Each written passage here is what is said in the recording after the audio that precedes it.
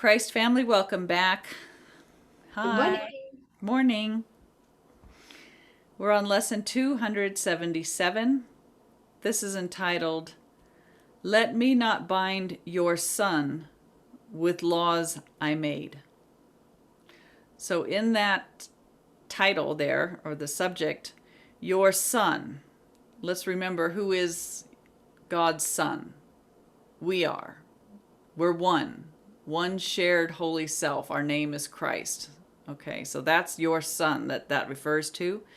And when it says the laws I made, we're talking about that wish for separation, and it's a separate mind making in the thought of duality, God and something else, right? A life of separation. Okay, the gap. Thank you, the gap. All right. Your son is free, my father. Your son is free, my father. Let me not imagine I have bound him with the laws I made to rule the body. He is not subject to any laws I made by which I try to make the body more secure.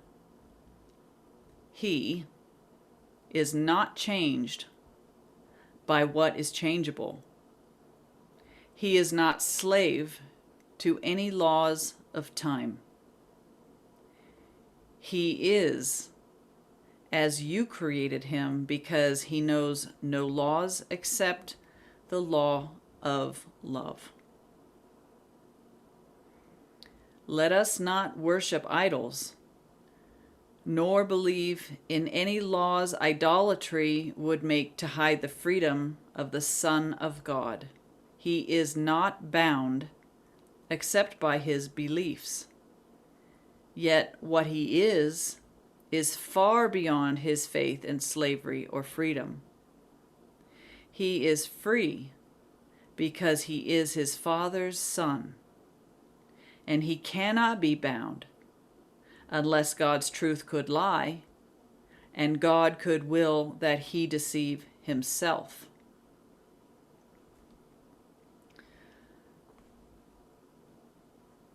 So God's Son, what we are in truth, beyond the gap, beyond the so-called separation, what we are in truth cannot be changed because God is changeless. Anything that changes only seems to occur in the gap. So he's saying that we as the Son of God in our true identity can never be affected or changed by any illusion, anything happening in the so-called world of separation. We as the Son of God are never slave to any of the so-called laws of time. Can we look at that? What are those so-called laws of time? The law that says you had a birth date, that what you are somehow entered into the gap in truth, that you were born into matter, that you are moving along a horizontal timeline, that certain laws affect the status of your well-being depending on the age that you are, that certainly the body will get older and begin to decay and have aches and pains and become sick. And ultimately, the grand law of time is that death is inevitable and actually natural. So what we are in truth, we are not slave to any of those beliefs. That's the ego, how it tried to shackle the Son of God. We're not slave to those so-called laws. We are, the Son of God is, as God created him. There's no law to change what God has decreed. And actually, it's because we know of no law except the law of love. That was what was written in our heart when love created us like itself. That's the truth. So he's speaking to us here in the total absolute, to locate yourself where you are in God, how you are spiritual, an idea in the mind of God, how you are. You are life eternal, without beginning, without end. that you share the mind of God, that God's life is all there is to your life, that you are not matter bound. This is all some supposed happening within a sleeping mind that can awaken and find itself where it truly is, at home in God.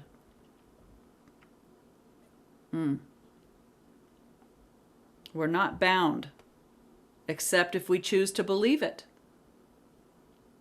Yet what we are beyond our beliefs is so far beyond his faith and slavery or so-called freedom. He is free because he is his Father's son. Okay. Anything, sis? No, I don't have anything to add to that. I'm listening, but no, I don't really have anything. I mean, the idols in the gap are the laws of the ego. Yeah.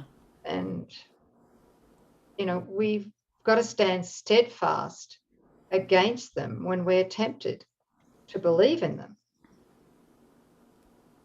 Yeah. Well, what are some of those? I mean, when you look at this gap, remember it's, space-time, bodies, birth, death. It never occurred. We're really trying in a sleeping mind to carve out of God this place. And it's got all kinds of laws. Maybe if we can recognize some of the more prevalent ones, it would be more applicable to somebody listening to us right now. I mean, there's health laws that you can discount that have nothing to do with what you are in truth as the Son of God. There's laws of economics that don't bind you. You're not under the laws of whether the market's good or bad, or you've got great stocks or not, or it's a great housing economy, or because of a pandemic there's no housing. These are just beliefs that infiltrate this gap, but they don't affect you. And it's up to you to place yourself where you are, knowing that you're exempt from any of those so-called laws because you're not in that picture.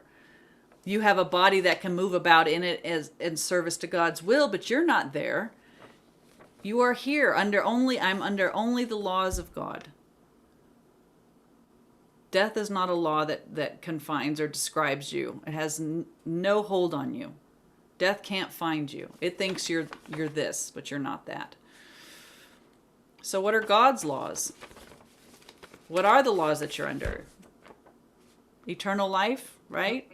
Perfect health, abundance, satisfaction, a mind at rest that moves at the impulse of love's hand, being in the flow, all obstacles removed, holiness, joy, union, the felt state, not words.